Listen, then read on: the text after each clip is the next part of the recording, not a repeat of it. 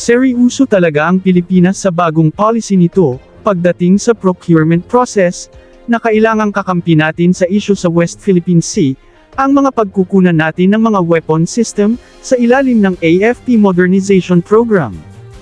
Ang Israel ang unang natatamaan, sa policy shift na ito.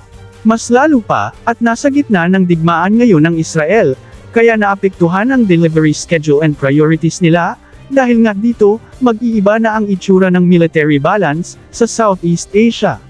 Dahil sa pagkatagilid ng Israel, sa delivery ng Ascad tanks at iba pang armored platforms, naghahanap na ngayon ang Pilipinas, ng alternatibong supplier, at ang Indonesia ang nasa unahan ng listahan. Pero bakit nga ba ito nangyayari? Ano ang totoong kwento sa likod ng development na ito?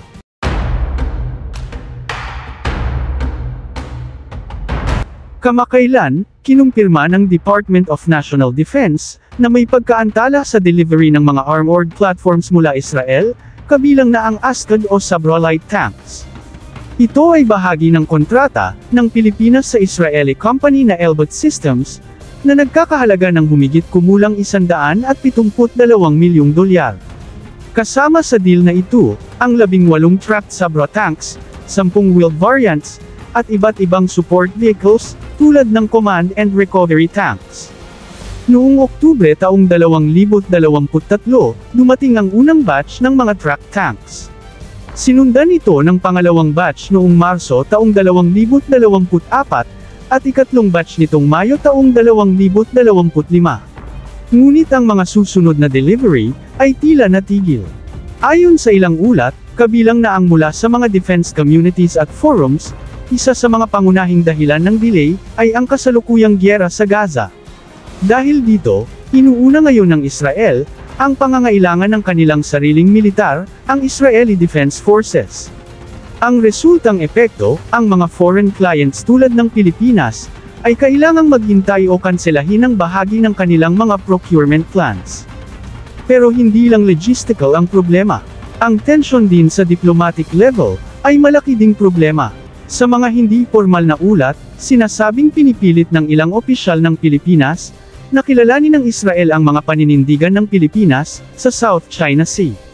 Ngunit ang Israel, ay maingat na umiwas sa paglalabas ng opisyal na pahayag pabor sa Pilipinas, upang hindi maapektuhan ang relasyon nito sa China. Ang mga delays na ito, ay nagdulot ng agam-agam sa loob ng Department of National Defense. Dahil dito, naghanap ang DND ng posibleng alternatibo, at dito na pumasok ang Indonesia. Kamakailan, nakita ang Deputy Secretary of Defense na si Salvador Melker Maison Jr., sa Indonesia, kasama ang ibang miyembro ng Philippine delegation. Binisita nila ang pasilidad ng PT Pindad, isa sa mga pangunahing defense manufacturers ng Indonesia. Dito, ininspeksyon nila ang Harimau medium tank, at ANOA 26x6 armored personnel carriers. Ang Harimau, ay isang modernong medium tank, na may 105mm cannon, sapat para sa reconnaissance at light armored combat. Ang ANOA 2 naman, ay isang amphibious 6x6 wheeled vehicle, na kayang magsakay ng mga tropa at kagamitan sa iba't ibang terrain. Ayon sa mga ulat, interesado ang Pilipinas, sa potensyal ng mga produktong ito. Bukod sa kalidad, may posibilidad na mas mura ito, kumpara sa mga Western-made equipment. May kalakip din itong posibilidad ng local production o technology transfer, kung saan pwedeng makibahagi, ang mga kumpanyang Pilipino sa assembly o maintenance ng mga units. Hindi ito ang unang pagkakataon, na tumingin ang Pilipinas sa ASEAN Defense Collaboration. Pero kung matutuloy ang kasunduan sa PT Pindad, ito ang magiging isa sa pinakamalaking hakbang sa regional defense cooperation, sa kasaysayan ng Pilipinas. Sa ngayon, wala pang pinal na kasunduan. Ngunit lumalakas ang mga indikasyon, na isa itong pressure move ng Pilipinas sa Israel. Sa madaling salita, pinaparamdam ng Pilipinas, na hindi sila nakatali sa isang supplier lamang. Ngunit may tanong pa rin, kung pipiliin ng Pilipinas ang Indonesia bilang alternatibong supplier, sapat ba ang kakayahan ng PT Pindad, para mag-supply ng malaking bilang ng Harimau tanks at ANOA vehicles? At handa ba ang AFP, na sumubok ng relatively new platforms, na wala pang long-term performance record sa labas ng Indonesia. Sa kabilang banda, may positibo ring epekto ang strategic diversification. Una, hindi na kailangang umasa lamang sa Israel, lalo na kung ang delivery ay naaapektuhan ng foreign conflicts. Pangalawa, mas mapapalapit ang ugnayan ng mga bansang ASEAN pagdating sa defense cooperation, na maaaring maging susi sa collective security, laban sa mga banta sa rehiyon, tulad ng pang-aagaw ng teritoryo sa South China Sea. Bukod sa Indonesia, tinitingnan din ng Pilipinas, ang ibang bansa tulad ng South Korea at Turkey, para sa iba't ibang military hardware. Ngunit sa kasong ito, tila mas malapit ang timing, logistics, at politika sa Indonesia. Ayon sa ilang insider sa defense procurement, kung matutuloy ang PT Pindad deal, maaaring ito ang simula ng long-term partnership, hindi lang sa defense procurement, kundi pati sa joint training, logistics support, at co-development ng future platforms. Ang tanong ngayon, isang pansamantalang galaw lang ba ito, para takutin ng Israel na ayusin ang delivery nila?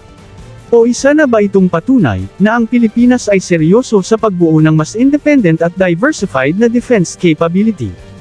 Sa kasaysayan ng AFP modernization, maraming deal ang naputol, naantala, o nabago dahil sa political shifts. Ngunit sa pagkakataong ito, tila mas determinado ang pamahalaan, na huwag hayaang maantala muli ang modernisasyon ng sandatahang lakas ng Pilipinas. Kung magtatagumpay ang deal sa Indonesia, ito ay magpapakita ng maturity ng defense planning ng bansa.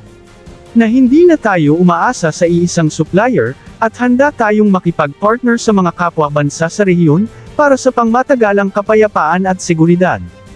Isang tanong pa rin ang nananatili, gaano kahanda ang AFP, na gumamit ng mga relatively untested platforms, sa isang active conflict zone, kung sakaling lumala ang tensyon sa West Philippine Sea.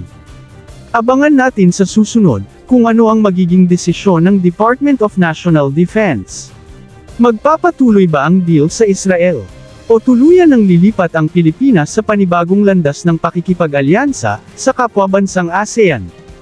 Susundan natin ang mga galaw sa Re-Horizon 3 procurement.